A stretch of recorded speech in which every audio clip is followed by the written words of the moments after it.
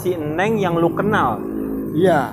Yang dan juga lu lagi incer gitu. Iya, benar. Gue malah cari perhatian. Kalau ada yang gue incer tuh gue malah nyari perhatian. Iya, perhatian dia ya. Dengan jok-jok yang lebih lucu gitu. Lucu gitu ya. Dengan jok-jok yang mungkin mengundang birahi enggak? Enggak. Oh enggak, beda. Kalau itu WA ya. Iya. Ente PCS mulu kalau malam ya. Iya, itu beda kamar ya. Oh gitu, jadi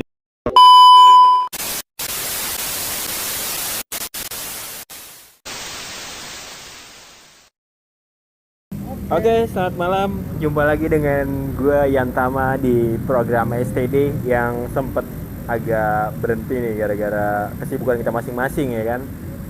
Oke, malam ini gua mau sedikit ngobrol nih sama salah satu MC kondang ya kan. Kondangan apa kondangin.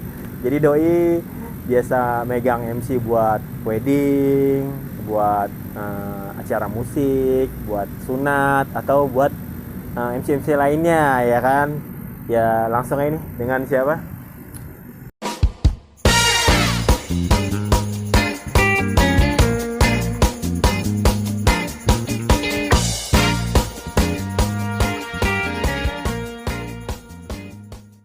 Iya, kenalin nama gue Wawan ya. Biasa teman-teman manggil Wawan dulu. Bener kata Bang Ian.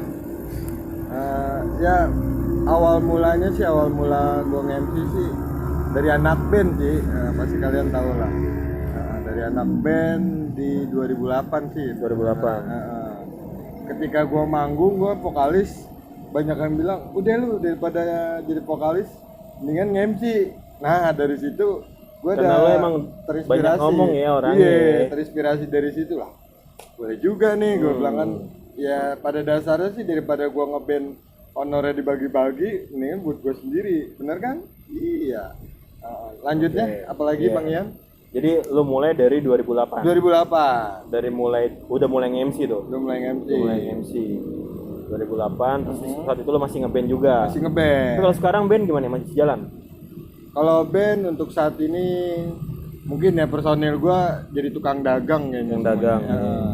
Pada usaha jualan semua sih, makanya ngeband masih, cuman lagi vakum dulu ya. Berarti yang masih berkecimpung sama anak-anak band sejauh ini lo ya. Iya. Karena lo kan sekarang masih sering nge-MC di event-event band. Benar. Ya kan kayak gitu. Oke, secara nggak langsung sekarang gue ngeliat lo nih pakai jaket RH56 nih. Berarti lo terlibat juga di RH56 sebagai? Ya kebetulan sekarang gue di RH56 sebagai penyiar dangdut in. Dari Senin sampai Jumat dari jam 9 malam sampai jam 12 malam. Oh, jadi menemani sahabat RH sampai tengah malam. Sampai tengah malam. Pulang kerja atau ini. Itu gue lihat emang fans lo banyak ya. Ada Bunda Nunu yang selalu setia nemenin lo ya kan, kayak gitu ya kan. Emang kayak gitu. Jadi kendala apa sih Wan yang lo temuin dari job lo nge-MC itu? Kan kalau nge-MC terus terang jadi terus terang nih teman-teman, kemarin first time gue job karena gantiin doi ya kan. Bung Wawan berhalangan hadir saat itu ya kan, karena ente kan jobnya gila. Jobnya kacau Cang, lebih dari Jokowi ya, padat jadwalnya ngeri ya kan. Jadi gue coba backup dia dan itu pertama kali. Nah gue ngalamin itu pertama kali nervous ya kan, agak-agak sedikit nervous, tangan gue juga keringetan. Apa yang gue alamin tuh lu alamin gak pertama kali? Sebenarnya sih kalau gue hitungannya pernah ngalamin juga ketika yang nonton itu kenal semua. Gue malah nervous itu kalau yang nonton kenal semua. Oh, dibanding yang nggak kenal? Dibanding yang nggak kenal. Termasuk kalau misalkan ada si Neng yang lu kenal? Iya. Yang dan juga lu lagi incer gitu? Iya, benar. Gue malah cari perhatian. Kalau ada yang gue incer tuh gue malah nyari perhatian. Oh iya, perhatian dia ya. Dengan jok-jok yang lebih lucu gitu ya. Dengan jok-jok yang mungkin mengundang birahi enggak? Oh enggak, beda. Kalau itu WA ya. Iya. Ente PCS mulu kalau malam ya. Iya, itu beda kamar ya. Oh gitu. Jadi problem yang lo alamin ini sebetulnya kalau misalkan orang yang lo kenal ngelihat lo dibanding orang yang nggak kenal. Iya. Dan juga mungkin kalau gue bicara untuk acara temen, paling anti itu ngomongin masalah harga sih gue. Oh jadi maksudnya lu jangan ngomongin budget kalau sama teman gitu. Iya, makanya banyak yang bilang, wah lu kok mau sih dibayar cuman begini, cuman begitu. Kalau gue pribadi, pertemanan itu menurut gue nggak bisa dinilai dengan nominal, bro. Iya, no money oriented ya. Iya, kalau pertemanan kalau ya. kalau untuk yang lain ya gue bisa lah Iya. nembak harga. Kalau Iya. untuk pertemanan gue paling anti sih sebenarnya anti, dari ya. dulu, karena kalau nggak ada temen-temen gue ya gue nggak bakalan jadi seperti ini. Iya, gitu. benar. Hitungannya kalau gue bicara temen ya hitung-hitung mereka bantu promo gue. Dengan gue promo kan orang-orang jadi tahu nih. Itu walaupun gue istilahnya nggak dibayar ataupun cuma dibayar makanan dan minuman doang sih. Itu it's okay ya. Oke. Dengan lu cuma dibayar kayak gitu doang, nggak ada masalah Wan ya. Nggak ada masalah, Nggak ada kalau masalah, ya. menurut gua, karena dengan begitu mereka membantu gitu, sedangkan lu dibayar mahal tapi job lu jarang. Iya, cuman dapat sekali gebrak tapi habis itu kosong ya. Iya, kalau Cuma ya. kalau prinsip gua tuh mendingan lebih baik sedikit tapi banyak daripada banyak tapi sedikit. Iya, benar. Prinsip gua di dunia MC itu seperti itu. Iya. Tapi yang lu lihat emang itu dunia MC, dunia announcer, dunia public speaker itu sebetulnya semuanya nyambung. Benernya nyambung sih, Iya. cuman ada beberapa perbedaan sih. Iya. Dari yang namanya host, ada MC, ada presenter gitu. Itu ada Dan perbedaan. juga emang setelah gue yang berapa kali alamin kayak gue podcast di sini, terus gue mulai tergabung juga di radio ini, dan kemarin juga mulai nge-MC. Benar apa yang lu bilang, semuanya punya tantangan sendiri-sendiri. Iya. Ya kan? Jadi kalau misalkan di konten mungkin kita cuma ngerasa berdua, tapi nanti kita tahu nih yang nonton siapa aja nih, ya kan? Nah kalau di radio ternyata kita dituntut buat harus lebih fokus kayak pemilihan playlist lagu, ya kan? Lebih banyak yang kita pikirin, ya kan? Kalau menurut gue sih, kalau gue di radio itu gimana caranya si penikmat pendengar itu merasa kalau gue ada di sampingnya dia. Kayak misalnya, gimana bang, udah ngopi atau belum? Oh belum bang. Kalau itu istilahnya kalau kita interaktif telepon Iya, kan. iya, Kalau iya. mungkin kalau untuk WA ya paling kita sekedar menyapa atau membalas pesannya atau membalas Facebooknya kayak Oh gitu. jadi aja dibikin sih. merasa nyaman di samping lo, termasuk kalau lo lagi nge-WA si Neng biar selalu ngerasa ada di samping lo gitu. Buru-buru dibalas pak.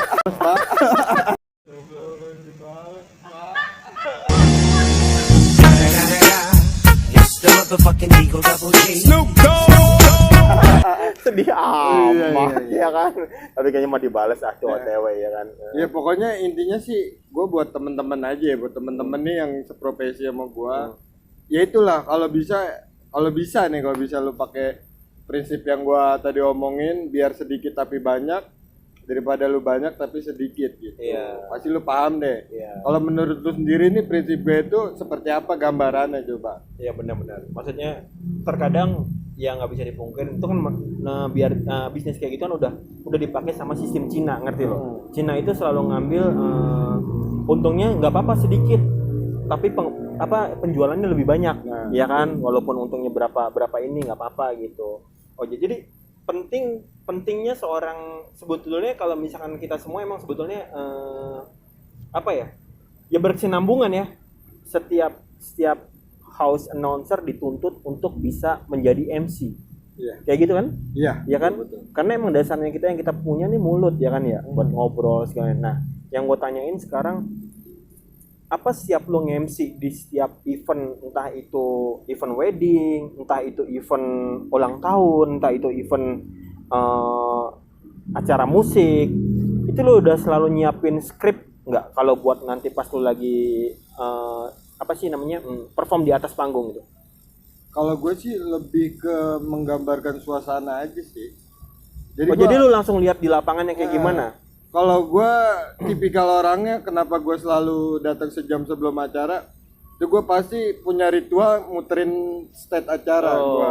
Ritual gue pasti muterin stage acara dan gue bisa tahu gimana penonton ini crowdnya audiensnya kayak gimana? Iya, gue lebih ke istilahnya lebih ke membaur ke audiensi kalau gue daripada istilahnya gue dateng di pas acara kelar pulang dibayar, itu gue paling males. Berarti lu tetap siap ada event yang lu dapat job tuh lu sejam sebelumnya lu udah datang. Iya, dan pasti gue keliling. Oh, keliling termasuk lu buat mantau janda enggak? Itu juga Itu juga. kalau ada ya. Kalau ada. Tapi kayaknya sekarang makin banyak. Kemarin soalnya dengar berita di Cikarang atau di Kota Bekasi gugatan perceraian makin banyak. Iya. Jadi janda selalu terdepan. Iya benar. Iya, pokoknya Bener Sang ya. janda selalu terdepan. Pokoknya intinya gitu sih. Banyak sih ritual-ritual kayak temen gue vokalis band kalau mau nyanyi, kalau manggung itu pasti muntah dulu. Oh gitu. Gitu. Ada yang kalau mau manggung dia buang air kecil dulu. Iya, benar.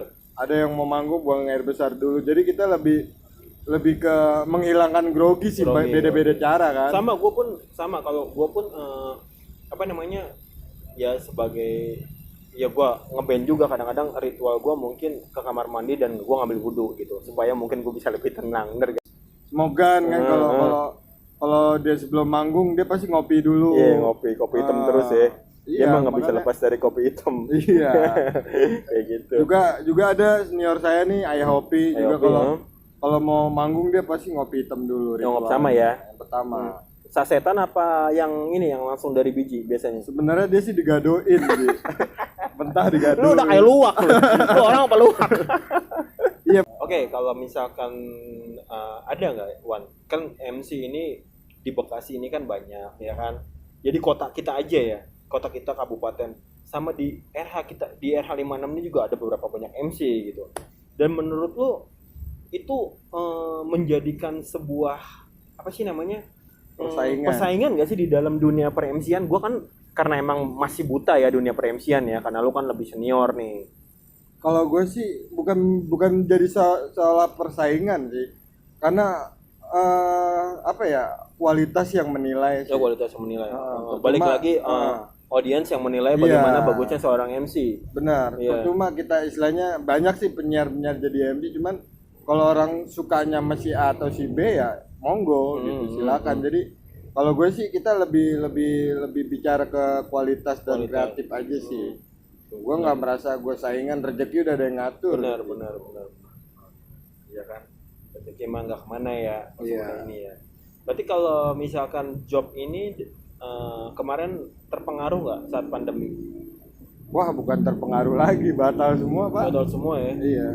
Jadi makanya yang gue bilang tadi, jadi banyak orang yang bilang jadi MC gampang kok, enak banget sih lu ngomong doang dibayar. Bapak pernah ngerasain sendiri kan gimana kemarin? Iya, Adem ngomong muter lagu, Adem ngomong muter lagu, sekarang lu keringetan lah ya gitu. Buat Iya, gua makanya. hal-hal seperti itu emang ada perbedaannya dan nyebabin gua jadi punya apa ya, Wan, pengalaman lebih lagi ya kan, belajar kata-kata Gilang juga. Udah lu coba aja, nggak ada salahnya buat anak, kesempatan kan nggak datang 2 kali ya nggak. Kalau nikah insya Allah bisa 2 kali, bener nggak? Ya kan, OTW kita berdua. jadi gini Pak, jadi kalau misalkan ada temen gue nih gitaris Mogan Leto ya kan, Balik lagi ke dia emang sering manggung nih, Hah? cuman coba disuruh ngomong di mic nggak berani dia, Oh iya. tetap aja grogi gitu, Grogi, karena dia kan tidak memainkan sesuatu. Iya, gitu. dan juga mungkin di bandnya mungkin dia bukanlah seorang vokalis. Bukan seorang vokalis. Banyak sih makanya anak-anak band itu ya jarang yang bisa pembukaan sih, maksudnya kayak misalkan beda-beda band sih, beda-beda Oh, band. jadi sebetulnya vokalis ini dituntut buat ngebuka sebelum dia performs. Iya. Maksudnya biar mereka makin dekat sama audiensnya gitu. Kalau misalkan sekarang lu dapat job itu sekarang seminggu berapa kali Wan biasanya? Wan? Gua alhamdulillah Jumat Sabtu Minggu itu pasti ada. Masih ada ya. Alhamdulillahnya. Karena gue emang posisinya lagi dikontrak sama satu toko parfum sih. Dan itu Jadi, eventnya tiap Sabtu Minggu. Sabtu Minggu. Itu Makanya biasanya eventnya itu kalau misalnya di toko parfum gitu ada bandnya juga atau cuma sekedar talk show, maksudnya lu doang gitu memperkenalkan produk-produknya. Kalau untuk gue di toko parfum itu gue lebih ke promonya dia, beli satu gratis satunya itu. Iya. Jadi gue menarik orang, oh ternyata di sini ada gratisannya loh, beli satu gratis satu, itu aja sih paling. Gue lebih doang ya. lebih ke promo sih. Berarti tadi balik lagi pertanyaan tadi, kalau misalkan itu lo termasuk kena pengaruh saat pandemi juga ya? Bukan kena lagi Pak, sampai beberapa konser-konser besar pun batal. Iya. Gitu karena istilahnya karena pandemi ini sih. Termasuk mungkin pernikahan lu juga agak ini juga terambas juga, maksudnya jadi nggak ini gara-gara pandemi atau gimana, Bang? Sebenarnya sih bukan gara-gara pandemi. Jangan. Ya, emang gara-gara nggak ada. Kalau undangan mah siap cetak sebetulnya ya. Undangan mah gampang. Iya. Undangan Jadi mah gampang. buat para kaum hawa ya, Wawan mungkin sedang mencari jodoh nih ya kan. Bung Wawan adalah seorang MC kondang kota dan Kabupaten Bekasi dan juga seorang penyiar di daerah 56 ya. Jadi buat teman-teman yang suka dangdut bisa play di RH56 Radio ya. Siap kapan? Tiap Senin sampai Jumat. Dari jam 9 sampai jam 12 malam. 12 malam. Oke, terakhir gue mau tanya sama lo, apa yang harusnya dilakuin sama seorang MC agar dia nggak kosakatanya nggak itu aja dan mungkin panggilan jobnya nih bisa banyak kayak lo nih, Wan. Buat pemula nih MC. Sebenarnya lu harus sering update sih. Lu harus sering update yang tadi gue bilang. Lu harus bisa baca suasana sih sebenarnya. Makanya ritual gue itu kenapa gue setiap nge-MC pasti muterin panggung. Karena gue baca audien, baca lokasi. Kira-kira untuk lokasi di acara ini usianya rata-rata berapa, itu pun penting sih sebenarnya. Ya.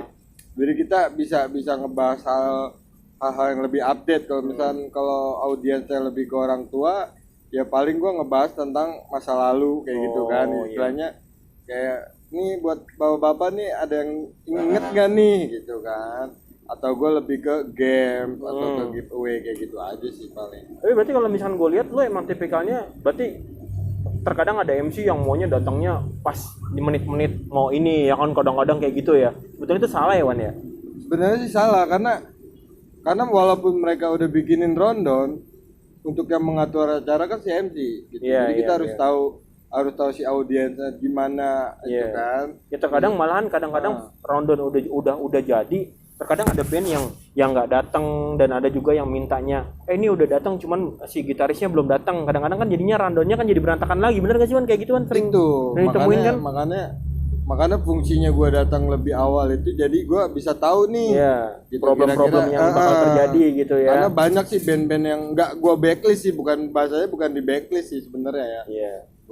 Bukan di backlist sih kalau bahasa gue, cuman gue udah tahu pasti mereka telat gitu, makanya ketika mereka tampil gue kebelakangin gitu. Makanya ya paling pesennya ya yang dibilang kemarin Babe Boneng sih sebenarnya gue banyak masukannya sih. Intinya ya lu kalau mau sukses di entertainment kuncinya cuma 2, disiplin, konsisten. Oh iya tuh gitu. Babe Didin Boneng ya. Dan gue liat lu kayaknya emang tipikalnya orangnya mau memahami dulu nih audiens segala macam. Tapi bagaimana itu juga sebetulnya lu memahami seorang perempuan itu kayak gitu juga? Iya, karena yang gue bilang tadi, lu sebelum kenal seorang wanita, lu harus tahu dulu dalamannya.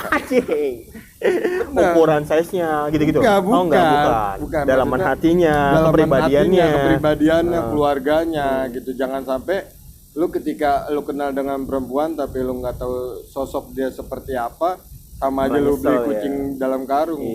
Berarti emang sepertinya ada yang sedang Anda tuju nih di sini ya. Sebenarnya sih nggak gua tuju, kalau gua sih nuju aja. Ya nggak apa-apa, ya ngomong aja ya. Cuma kan pertanyaannya apakah dia mau sama gua apa enggak? Ya insya Allah mah kayaknya tergantung perjuangan semuanya. Bener kan ya? Tergantung perjuangan. Itu menurut gua nonsense sih. Gua lebih penting sih duit sekarang. Oke, thank you. Makasih banyak Bung Wawan udah mau ngobrol-ngobrol ya di SCD Great. Jadi mudah-mudahan ini berguna buat teman-teman yang mau belajar nge-MC ya. Iya. Ntar kalau mau belajar lagi bisa ngobrol-ngobrol sama Bung Wawan di kantor kita ya di RH56 ya di Ruko Kalimas 2. Iya. Oke, akhir kata wassalamualaikum warahmatullahi wabarakatuh.